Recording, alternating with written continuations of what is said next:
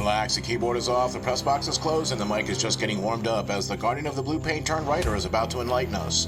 A show where the writer is fresh off the presses and the ink is not dry. For this week's show, patience is just what this rebuild needs.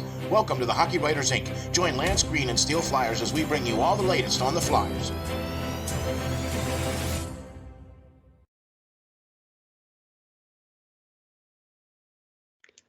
Hi, guys. Welcome back to another edition of the Hockey Writers Ink. As always, I'm your host, Lance Green. And as always, I'm your co-host, SteelFlyers. And Lance, my friend, how are you, sir? I'm doing pretty good. Yeah. You enjoying your summer so far? Yeah, busy, but such is life, yeah. All right, that's cool. Keeping busy and all that stuff, Mm-hmm. All right, good deal. I mean, it seems like the Flyers seem to be doing keeping busy. Keeping a little busy, yeah. Right? You know what I mean? And I think we're going to have a lot of stuff to talk about today. What do you think? I think we got some points to talk about, yeah. I think we do too. And folks, I got to tell you, we're very thankful that you're here watching us and checking us out, man. We really appreciate you guys being here and listening to us, watching us, or however way you're checking us out.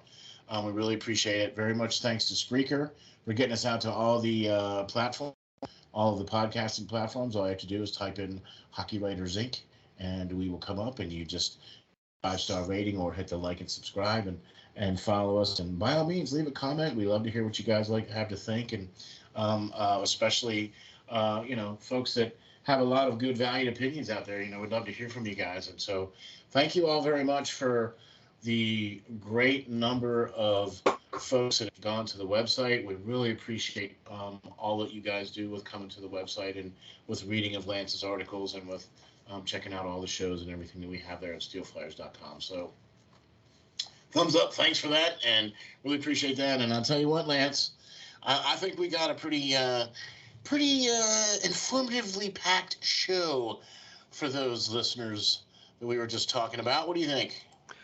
I think so. I'm excited to get into it. So awesome sauce. I think we are too. And here we go, folks. We're talking about episode number 134, and patience is just what this rebuild needs. And I really think there's a lot of things that we need to get into because this is such a complex situation going on here with the Flyers. And one of the things that I think we need to talk about is one of your favorite positions, Lance, of course, is goaltending, right? And I believe that the news broke today that the Philadelphia Flyers have signed Errsson to a 2-year deal. Mm-hmm. $2.9 million, which is a annual AAV of 1.45. So that's a pretty hefty signing, and they did it kind of early, I think. So they must have some faith in this kid. They must like him a lot. But the question of the matter is, we got a lot of goaltenders now all of a sudden, right? We got Sam. Well, you have Hart. Hart signed for $3.9 million. Sam signed for about $1.5 million. Right. And then Peterson signed for $5 million, which those three alone are over $10 million in goaltenders that we're going to have to figure out who's going to take part in this net battle. And then they're still fighting for Ivan Fedotov as well. So he's signed for $925,000, but yeah. So I want to get into that in just a second here. Okay. Because I think this together, and I think this coincides with a few things, and that's why I want to talk about it. So I'm glad you brought that up, but we're talking about Ivan Fedotov as well, but we're also talking about the Errsson signing 2 years as well. Look, in his time with the Flyers, he's got a .899 save percentage. So I mean, he does have a few shutouts. I mean, he's got as many shutouts as Carter Hart does, right? Mm-hmm. So, I mean... He had a record in the NHL last year of 6-3. 0. He played in 12 games. He was impressive to me in 12 games. I mean, for what the team was, he Exactly.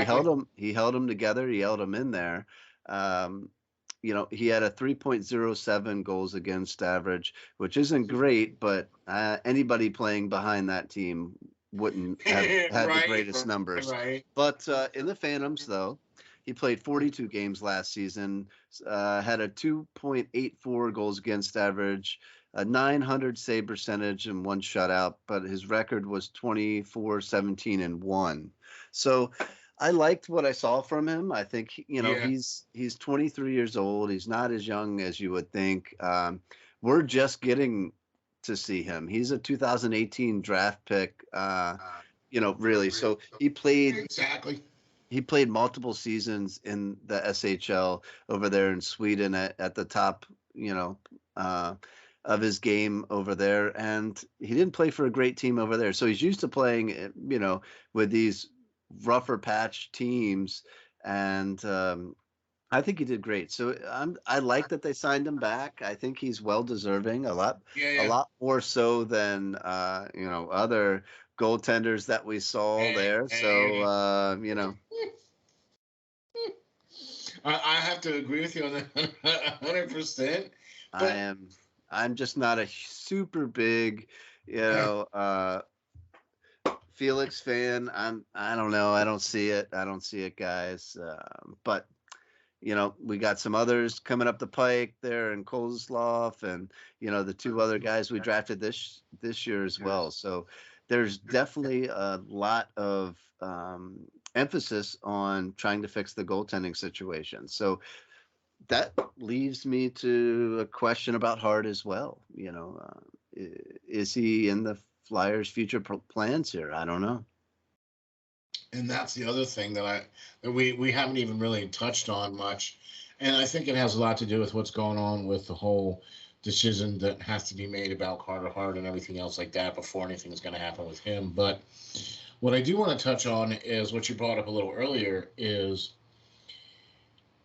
what you talked about with Ivan Fedotov, and the fact that the Flyers actually went to the IIHF and said, "Hey, can you guys rule on this and meet this out to which contract does this guy have to abide by?"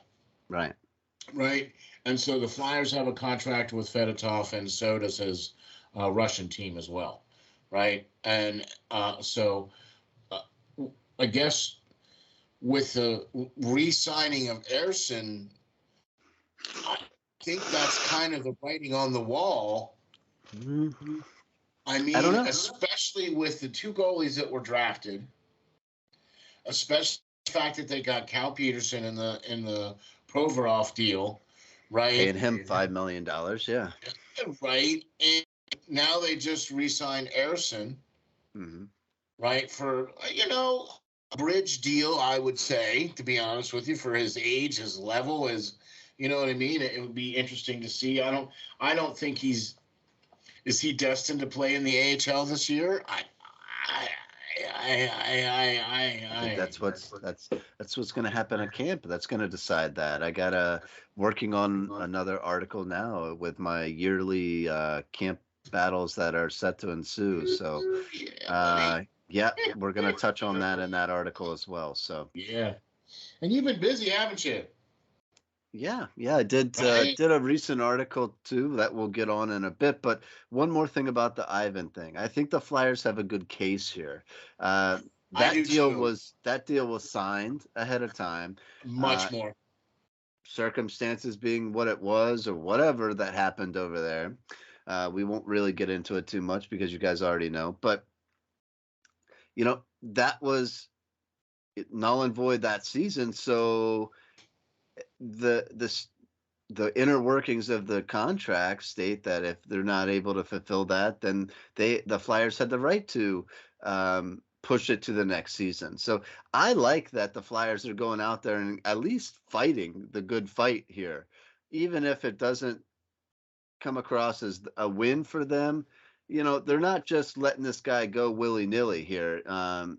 this guy's an excellent goaltender, and I don't think he's outright making this decision really to sign over there.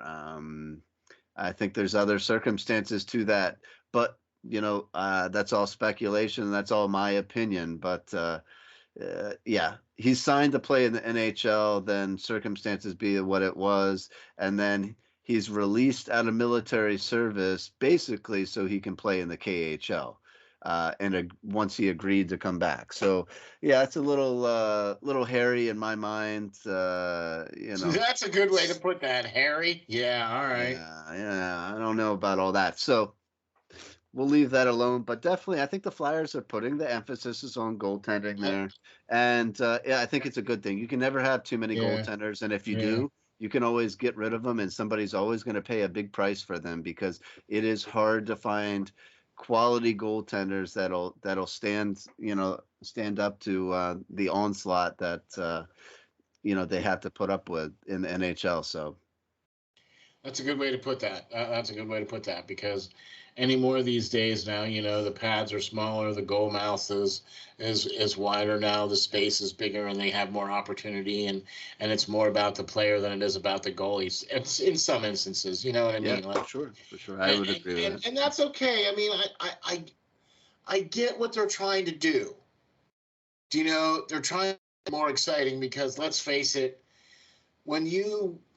it's as a casual fan, it's difficult to watch a 2-1 game, right? Where it's 1-1 till like the last 10 minutes of the third period, or it's a 1-1 game and then halfway through the second period, one of the teams scores and then it stays that way the rest of the game. Mm-hmm. Do you know what I mean? Like those games are some of the most interesting games because you actually get to see how a team basically dismantles and not allows the other team to do anything else. You know what I mean? And the only other thing that equates to that for the opposition is good goaltending because obviously, they're only scoring 2 goals, but they scored enough to win the game. Mm-hmm. Just an observation, I guess. I don't know. Maybe. What do you think? Yeah, I mean, I would agree. That's why I said, it's definitely hard this day and age, and it's not the, Brodeur, Patrick Waugh era where there, many goaltenders that are playing 65, 70 starts a season. Everybody's playing maybe 40 if you're good. So or 50 or 60 maybe. Yeah, you gotta. I mean, look at Carter Hart. I don't. He's never really, to me, played more than he's supposed to as a number 1 goalie. So the team's banking on that. He's not really gonna take up that net. I think he played 55 last season, which was his which was his biggest out of everything. So out of any season so far. So, but still not pushing that 60 to 70. So who knows? I'm with you. Well, listen, I tell you what, and this is, I really think though that, and I agree with you 100% that I like the fact that the Flyers are at least trying to save this guy and at least trying to get him to be able to play over here because let's just play a what if here real quick. Okay, what if the planets align and the stars and whatever, and they allow for Ivan Fedotov to come to the Flyers. Well, man, that just changes the entire dynamic now of what's going on, doesn't it? Yeah, I mean, it does that, but I think if the Flyers really knew that was an actual possibility, then they may not have traded for Cal Peterson. They may not have re-signed Sam today, but you never know. You never know if he does come over, that would be great. And you could also look at it in the sense that that whole Team Canada debacle, that we're waiting for the results to come out. I think somebody recently wrote an article on it, hinting at that there was 5 players that were going to be possibly suspended on that team from that team back then, and I don't know, some big names are from what I hear that are now. So I think the Flyers, if you can look at it saying that they basically have already come out and cleared Carter Hart's name, or that maybe they got to look at the findings already, and maybe they're going to possibly look to trade him if there's still interest out there. There's plenty of teams that are still looking for a goalie out there, so who knows? If they can, I think it would be wise for them to do so, to trade Carter Hart. I'm with you on that. I would not have a problem at all with seeing Ivan Fedotov suiting up in orange and black this year, even as a backup goaltender. And to be quite honest with you, if the Carter Hart thing were to go away and now suddenly it was either Cal Peterson with Errsson as the backup, or maybe even Fedotov, depending on if they would if everything were to go right and he was allowed to come into camp and everything else like that, and they were able to duke it out, and how the chips may fall. I mean, I think you have a pretty decent setup of guys that could be, even if Carter Hart's not in the mix. You know what I mean? That you would be able to have a set of goaltenders that you could put in the AHL and a set of goaltenders that you could put for the big club. Do you know what I'm saying? So that's kind of why I wanted to touch on that, because if the Carter Hart thing goes down and he's implicated, or if it goes down and he's not, then then his trade value is going to rise and he'll potentially be able to go. Right. So I was just trying to play a little what if there, in case, gosh, what would have happened if Fedotov were able to allowed to be come back? I mean, what? Okay. But let's move on to the I'll tell you what, Lance.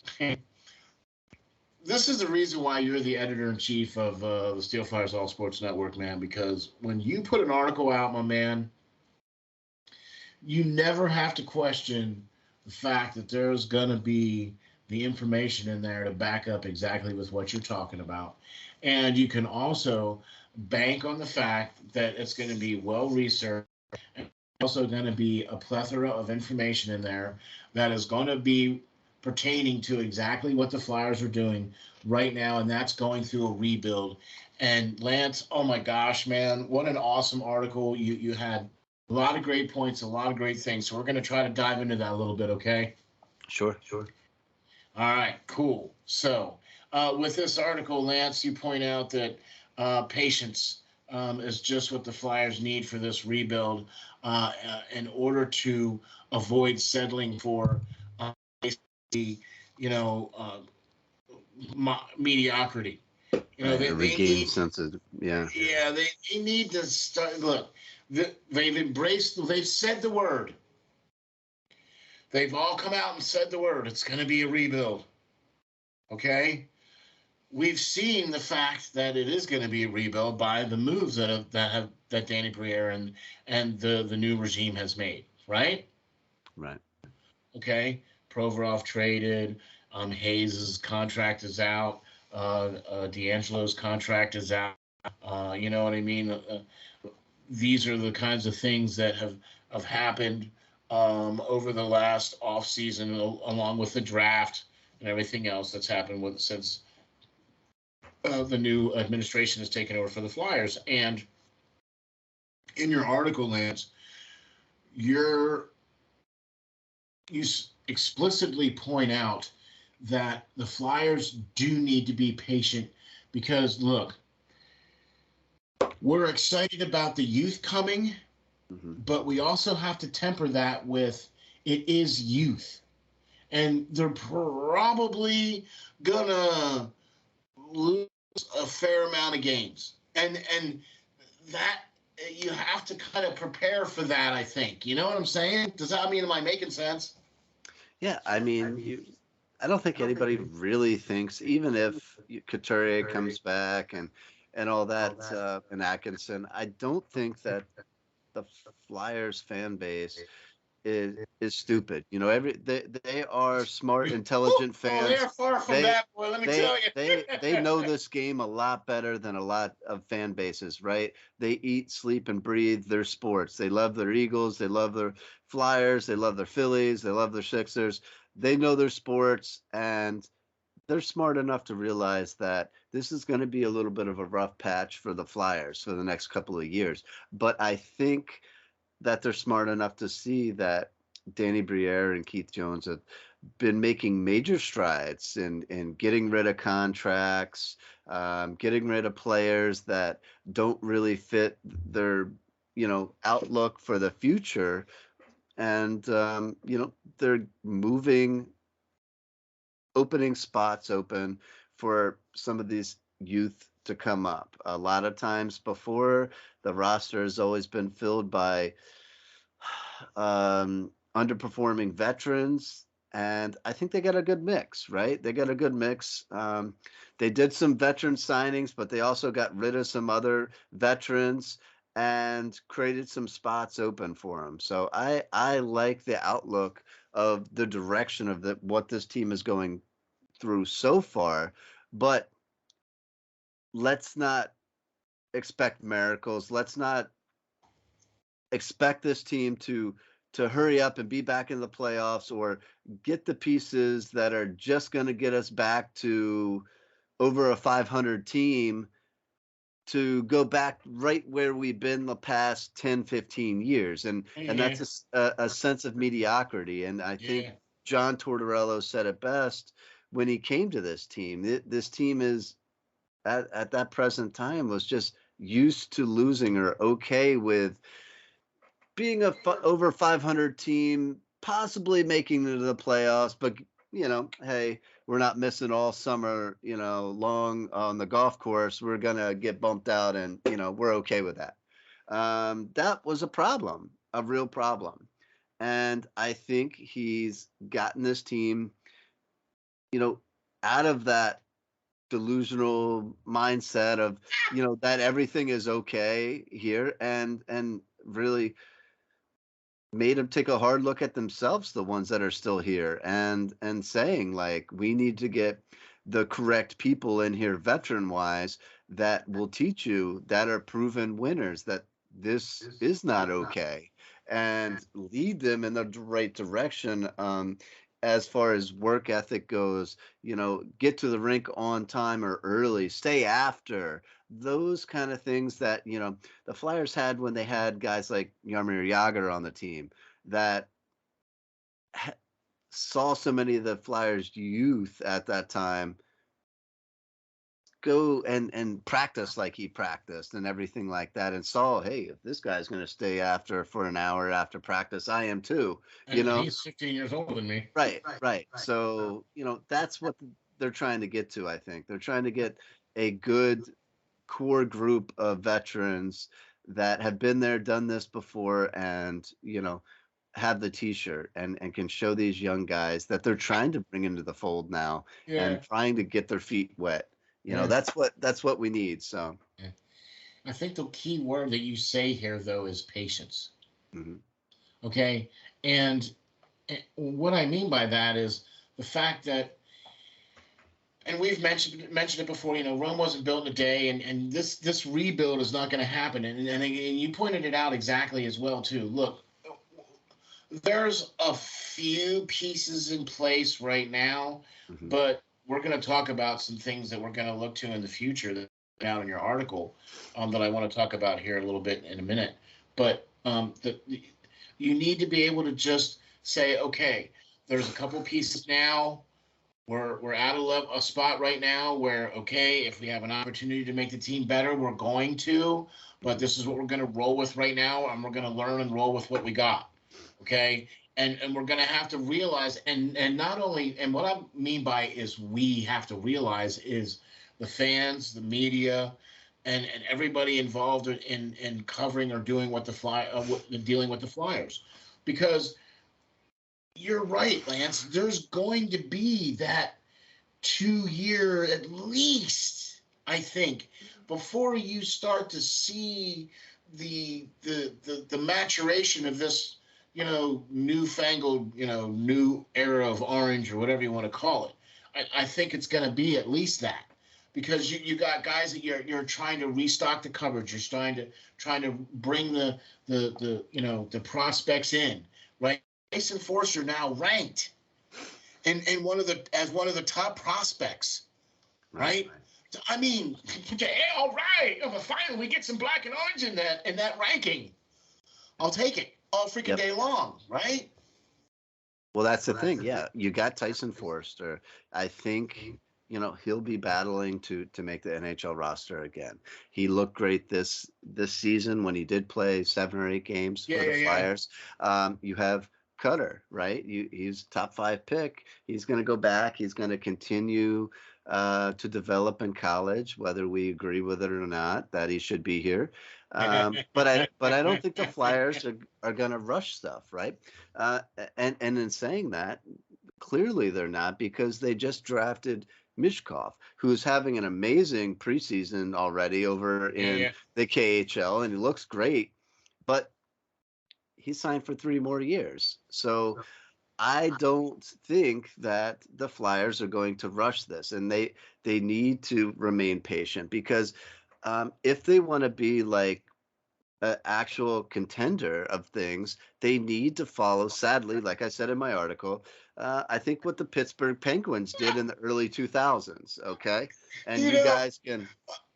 Right. I'm sorry. I have to interrupt you here, Lane. I'm sorry, buddy, but I got to that point in the article and I went, wait a minute.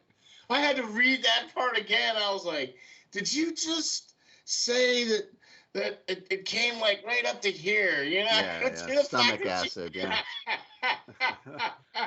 Oh, but it's so true, though. I mean, look, we're just trying to say that there has to be a huge level of patience here with this team. I believe there's a lot of good things happening with this team, right? We've seen some of the good things happening with this team, with exactly what you point out in your article and what we pointed out in the shows before. Spaces are opening up, and they're not being filled by these veterans that are, at the twilight of their career, that should probably not be playing anymore, or still have one year left in the tank, and all right, we'll bring you, well, why are you doing that? You're taking away space from a young guy that could come in and contribute and learn. Okay, the only way you're going to get any better at anything is by doing it. Right. And that's kind of what we need to get out of it, because Flyerism in a whole was always, hey, we're going to go get those type guys, LeCaviers and all the names that we've mentioned before on different names, right? Give them these big deals to come and make a team out of overage veterans, or veterans that are well past their prime. But if we get back to this, really what today's winning teams are doing, and you have to, and during the salary cap era, is you had to follow what the Pittsburgh Penguins did kind of in the early 2000s. They stunk, right? They were very inconsistent. They lost, Mario Lemieux, they lost Yager, and then they just went through a pattern of not being too darn good at all. So what happened? They were able to draft Marc-Andre Fleury, their goalie, right? Guy's a Hall of Fame goaltender as soon as he retires, in my book. They drafted him first overall in 2003. Then in 2004, they still were pretty darn bad. They got Evgeny Malkin, second overall. Then they got an 05. He's another first ballot Hall of Famer when he retires as well. He's pretty darn good. Yep. And then you have that Sidney Crosby guy. As much as we hate him, he's an amazing player, and he was drafted first overall in 05. And then in that same draft year, they got Chris Letang in the 3rd round, right? And it's that core group, and then you add in Jordan Stahl, which they had for a while and got traded away. But that core group right there, amazing players. They all came out of the top 5 picks, and that nucleus, once they all got on the ice together, gelled, and then things took off, right? They had an established team for a decade that was dominant, right? Instead of trying to sign a veteran guy for a year or two, and then you got to look for another veteran guy that might have a little bit in the tank. That's what the Flyers used to do for so long, and that can't happen anymore. So who took that? It's not only Pittsburgh that won like that. It's right. The Chicago Blackhawks did that with Taves and Kane, and then you look at the Tampa Bay Lightning. They got Stamkos, they got Hedman, they got their amazing goaltender Wislawski. That is building that nucleus, and then you'll get those veteran players that want to come play with those guys, those star players that you drafted, because they're trying to win a championship. And you'll get a better crop of free agents coming to us instead of overpaying them. Exactly. I mean, that's a great point too. You know what I mean?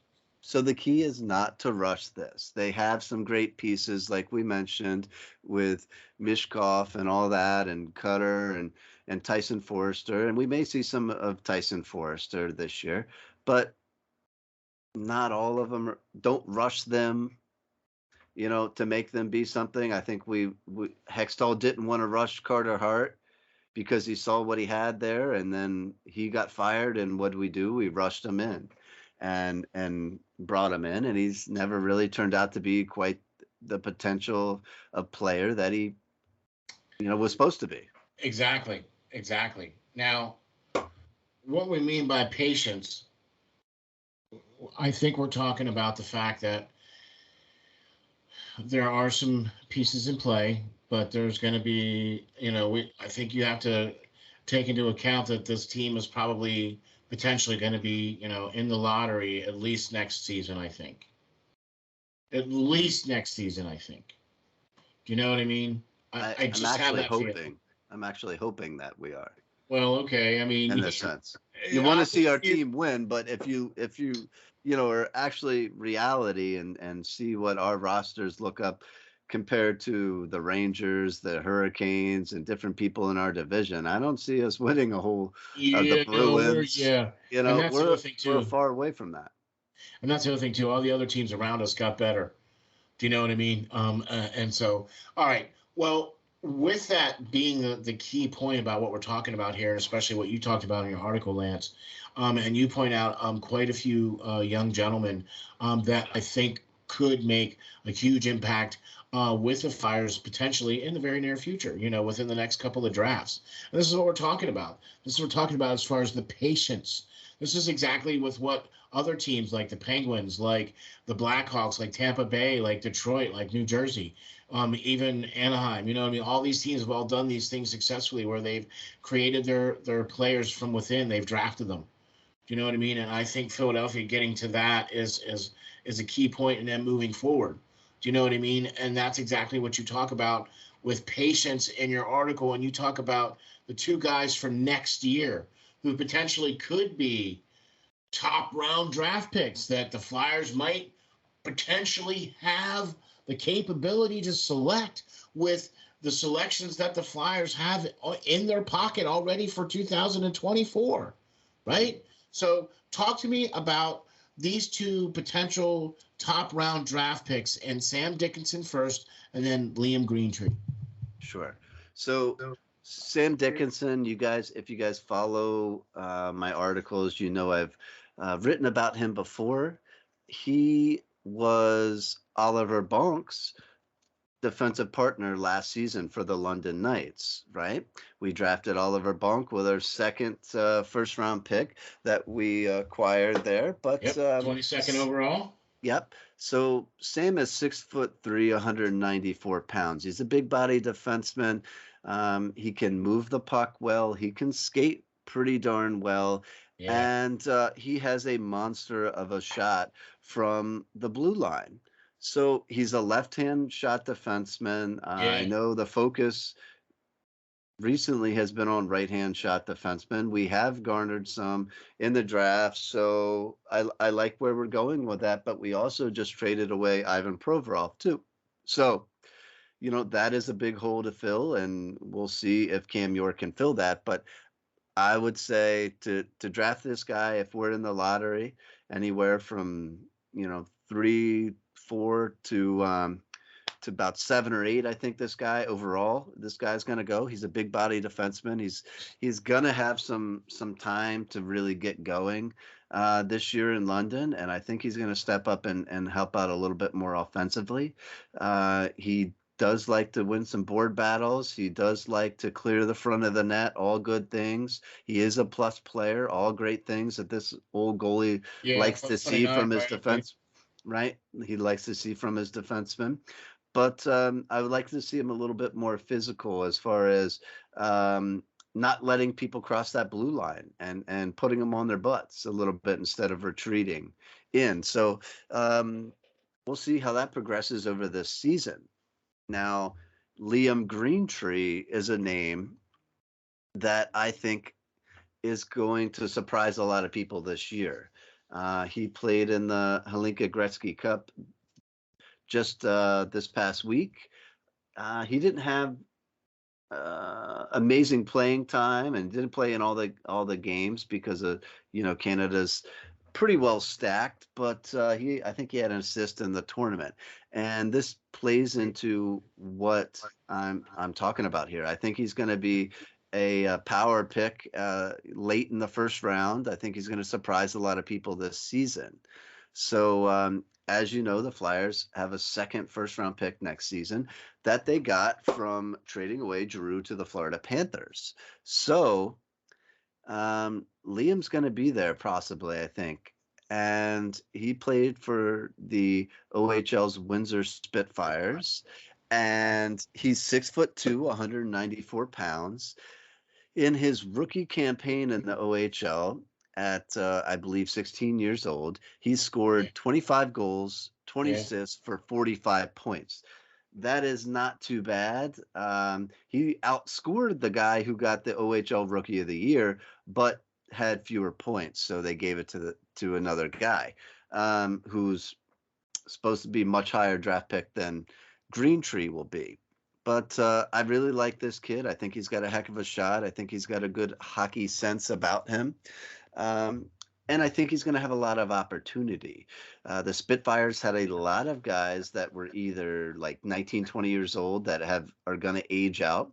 And they have a lot of guys that are NHL draft picks, right? They're a good program. Ready to take over. They have the ability to sign their deals and go play in the AHL and take that next step. And this is going to give Greentree that much more ice time next season and that much more ability to have the puck on his stick. So I think this guy is going to put up well over 30, 35 goals plus this next season. And I think his stock's going to grow a little bit. I'll tell you what, that's a pretty nice first round set of picks for the Flyers right there for 2024. I mean, to be quite honest with you, you can't really, you can't be looking ahead far, we're looking ahead already. You can't do that early enough. Do you know what I'm saying? And those are the kinds of names that, be looking out for because and I agree with you, Lance. Sam Dickinson, the defensive player, partner of Oliver Bonk. I mean, just makes sense, right? It does, right? It makes a lot of sense, but it also goes to show you because next year's draft is going to be more defensive player draft. You know what I mean? Very heavy, yes. Very heavy in a defenseman draft instead of this past year where it was like centers and forwards. Excuse me, and I believe that he factors in as one of those top defenders that's going to go sooner rather than later. Sorry, I'm got a little hiccup going on here. I think he will. I think he will. And I think it's going to be great because Bonk is going to be able to get another season playing with him. He's probably going to go back to the OHL here and play with London again this season. So they're going to have another year of chemistry, and that'll just add to it if the Flyers are going to be in the lottery and be able to select Dickinson, and these guys are going to be able to have that chemistry already of playing quite a few seasons together, and then take it to when they turn pro potentially. So yeah. Let's go. Can we have some more of that now? Right. Keeping along that same lines, we're talking about even in the 2025 draft. Okay. And one of the names that really stands out to me for this one here is Ryan Headley. Okay. Another great potential 2025 first round pick. You're thinking? Potentially. I think he's a first round pick, and I agree. I think his stock's going to rise. The kid's only 15 years old. We did have him. We were lucky enough to get him on Prospect Watch, and he's amazing, talented kid. Right. He plays for the Carolina Junior Hurricanes currently, and this kid is pretty darn special. Over I think 2 seasons there. Just trying to get my numbers right here. Over 3 seasons with them. The kid has put up some numbers. He has 151 goals and 375 points over the last 3 seasons playing there. He is a force to be reckoned with, man. I can't get enough tape of watching this kid. And I can't wait to see what his numbers look like this year. I agree. Because, I just see a lot in him. He's just amazing. He can dangle the puck. He can protect it well and take it on the outside. He can skate it right up the middle, and he doesn't slow down. He accelerates with it on his stick, and he has amazing finishing ability. This guy is beyond his years, I think, in development. And I think that has a lot to do with his dad. His dad puts him in every right, situation. And, like every parent wishes they can do, does as much as they can for him. So I really, really like this kid. I think that he potentially might be a second round pick, maybe a early third. It's really early. These kids are 15 years old. He's 16 still, years old. 15, So it's really a lot of people are just starting to look into this 2025 draft and seeing a roundabout who's coming up. You never know who's going to sprout up a couple inches, who's going to put on 15, 20 pounds more and really become that more dominant player. So it'll be interesting for sure. I'm excited to see where he's going to go. I'm excited to watch him progress over the next at least season or two, and see where he goes. Because to be quite honest with you, I agree. I think his draft stock is going to rise because I think he's now going to get more opportunity with the team that he's on, okay, and be able to do. I mean, let's face it, okay, in 3 seasons, that's 50 goals a season. Yep. Right. And they only play 49, 59 games, something like that. Depending. Yeah. Not right. A whole lot. You know what I mean? So they're not playing a whole ton of games, and to score that against that kind of a competition for being 15 or younger throughout that entire time, I think that says a lot about where that player is and what his potential could be in the next 2 years. I mean, good gravy. If he's a first round draft pick, it wouldn't shock me at all. Would not shock me at all if he was. But then again, it is what it is, right? I would take him all day long. I'd take him, right? I do want to talk about the 2026 draft. Okay. That you bring up in the article as well, too. And you bring up a very interesting name here, one that I didn't even see coming. Okay. And quite honestly, when I started digging into this, like after I read the article and then I started like, oh, okay, I watched the highlights and then I went and, I typed the name into Google and I started doing my little, digging around and whatever. And go, oh, okay, yeah, all right, yeah. Well, we're talking about Joe Aginla for the 2026 draft. And man, I'll tell you what, he is living up to the hype. Right. So, we all know his dad, of course. I think every single person respects his dad, right? Jerome Aginla was an amazing player. Rough, tough, played monster minutes for the Calgary Flames. Played the game the right way. Fought his own fights, even though he was the star of the team. Anybody that plays the game's got to respect that. And he's had a couple of kids now, and actually Joe's the youngest of them both. His daughter Jade is playing college hockey, I think, and his other son is playing for the Seattle Thunderbirds, who just won last season the WHL championship. Yeah. And I think his other son's due to be drafted second or third round projected this upcoming season. So, but Joe, if we talk about Joe, he is 14 years old, right? He's got some years to still develop, but he looks pretty darn special, Steel. I'm telling you, he may have all the talent of the family. Incredible numbers from this past season. 118 goals, 91 assists for a grand total of 209 points in only 88 games played. Wow. Read that again. So 118 goals for 209 points, 88 games played. All right. He played a mixture, as they do, in a AAA league there in Kiwana. And he played also another group of 16U and 15U. He bounced around, played some different different teams there.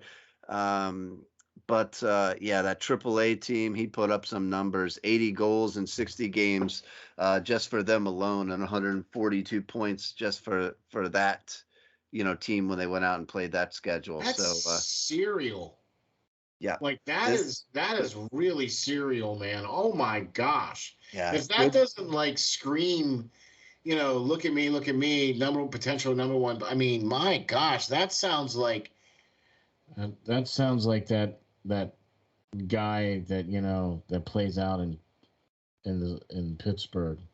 It sounds like his numbers.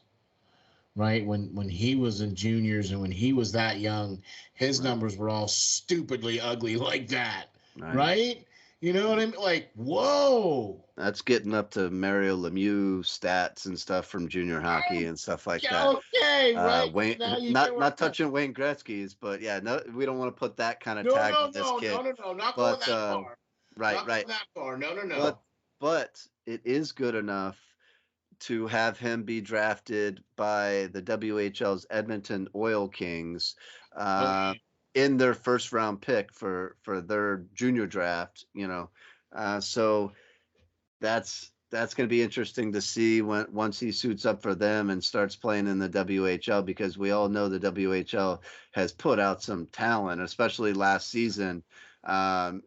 So many talented players came out of the WHL. They are just, I believe over 14. Yeah, they're just a factory right now. Yeah, developing talent. So and Aginla is going to be another one in the bunch there.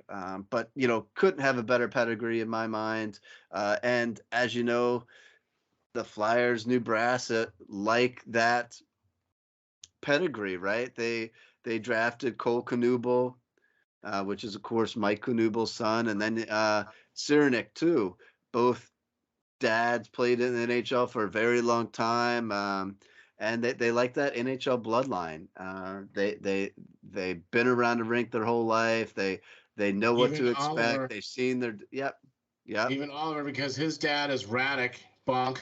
Right, his dad's Radek Bonk too. Yep. So that bloodline is what they want to see. They want guys that have been around an NHL rink their whole life and know what to expect. And Joe would do that as well, man. He was young still, but when his dad was playing, Yeah, but but still the lessons learned at the young age, can carry on and everything else like that. So I'll tell you what, I think that would be, gosh, if the Flyers could nail half of that list or get half of that list, or I'll take 2 names off of that list, if that could happen. But that's exactly with what you point out in the article, and I think that's something that we needed to cover and talk about in the show, because the Flyers, and not only the Flyers, but the fans.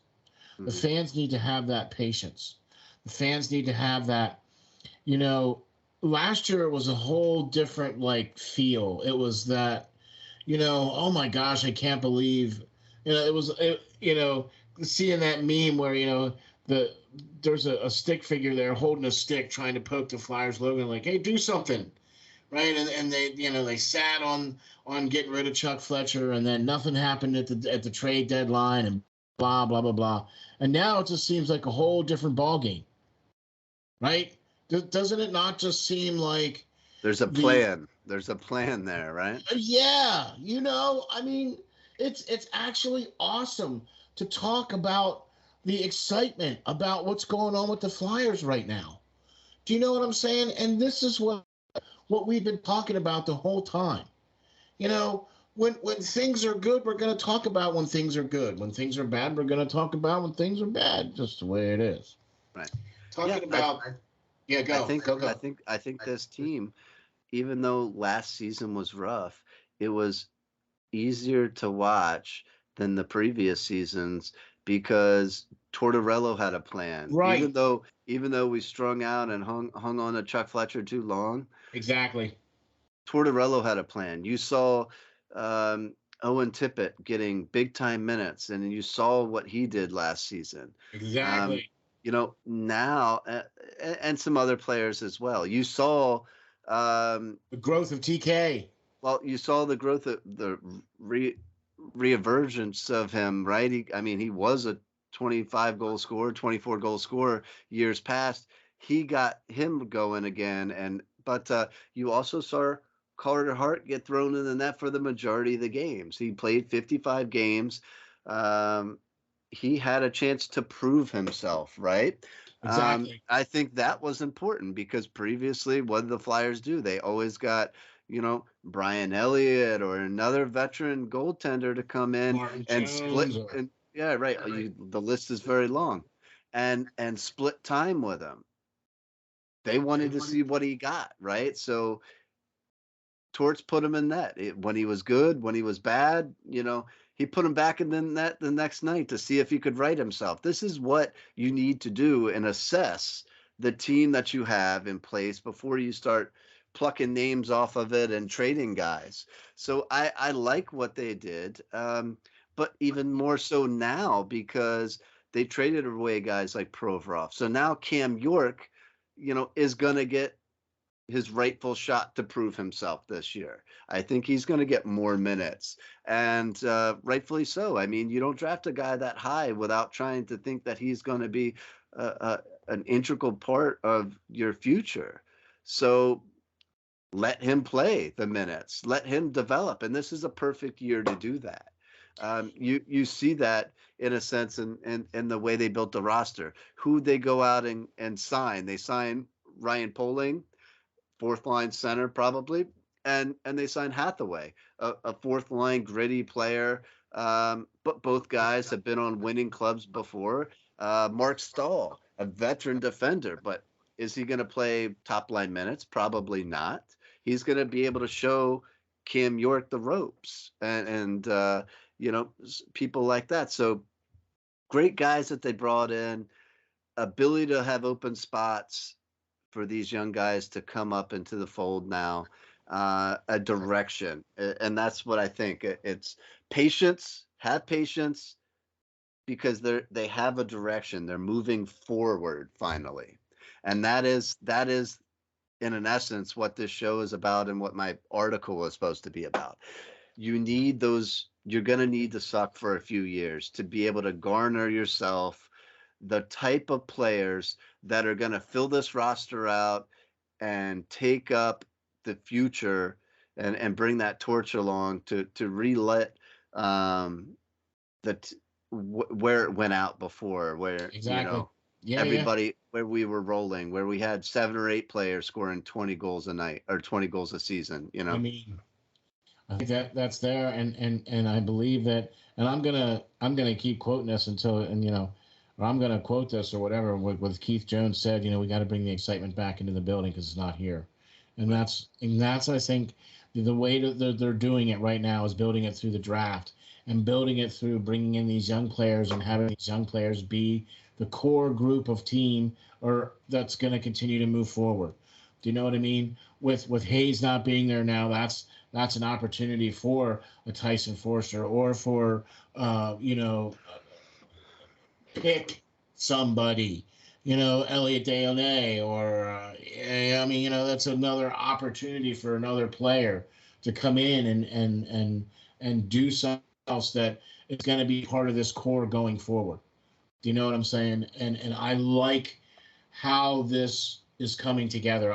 Even though I kind of, and I still really think that this draft is going to bite him a little bit with the selections that they made, but we'll see how some of the other ones turn out. I mean, the Cole Knuble was not a bad pick as well. The Chernak pick is not a bad one, and neither is the Oliver Bonk. You know what I mean? And let's face it, if the Flyers get Mitchkov, I mean that makes this draft a home run, but there's a big giant 3-year if on that one. Well, but look what you were talking about just then. You were looking at trying to bring back the excitement. And if you go on Twitter and see what everybody's talking about, it's Mitchkov. Like he's lighting up the KHL. He's highlight reel plays I've watched every night. Yeah, I mean, I get it, but that is what they're building, right? They're building for the future.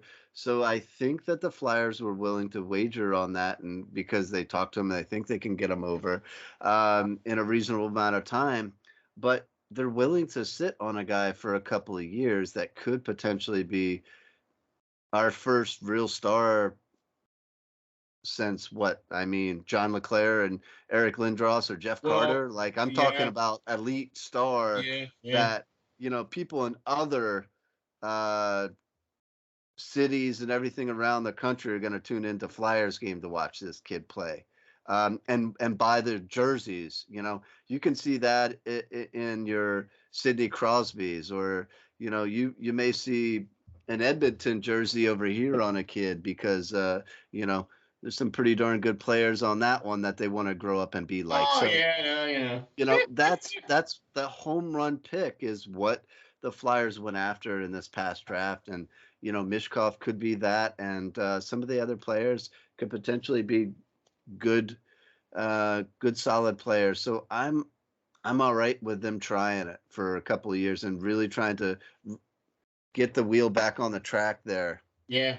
And I think that's the key point here, is getting the wheel back on the track and realizing that that's going to take a while, and realizing that the team is going to have to be not necessarily making the playoffs maybe next year or this coming year, and even potentially the year after. I mean, who knows? Who knows? And it's all going to depend on what happens in the next at least 2 years, right? And quite frankly, I think when we get to the final year of Tortorella's contract, unless he wants to retire or however the case is, I would be interested to see how that's down.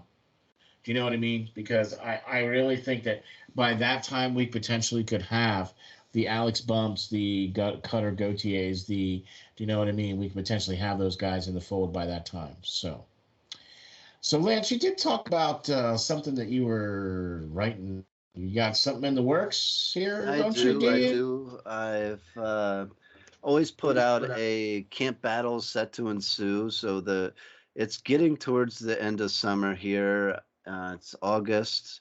So guys are going to start to come back into town and all that good stuff and start to practice again, start to get in shape. And they darn well better because Tortorella doesn't run an easy camp. We all know that.